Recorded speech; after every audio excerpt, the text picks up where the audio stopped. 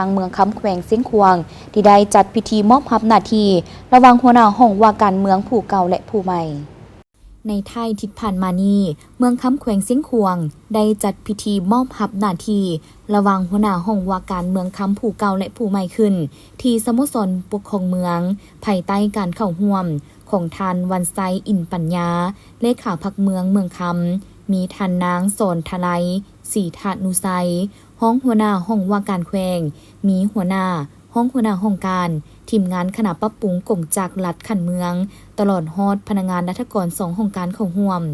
ท่านจันเพยไสยวงศ์หัวหน้าห้องว่าการปกครองเมืองคำผู้เก่าได้รายงานการเคลื่อนไหวเวียกงานในระยะผ่านมาพร้อมทั้งกล่าวมอบหน้าที่ให้แก่หัวหน้าห้องว่าการปกครองเมืองคำผู้ใหม่โดยเป็นการขึ้นกล่าวหับของท่านจันเพ็งนันทวงศ์หัวหน้าห้องว่าการปกครองเมืองคำผู้ใหม่จากนั้นก็ได้เซ็นบทบันทึกมอบรับหน้าที่ระหว่างหัวหน้าห้องว่าการเมืองคำผู้เก่าและผู้ใหม่โดยมีคณะผู้แทนในพิธีเข้าร่วมเป็นสักขีพยานพร้อมนั้นในพิธีก็ได้มีการมอบเวียกงานความรับผิดชอบให้แก่ห้องการที่เกี่ยวข้องและมอบใบย่องย่อให้แก่บุคคลที่มีผลงานดีเด่นในระยะ5 ปีผ่านมาตื่มอีก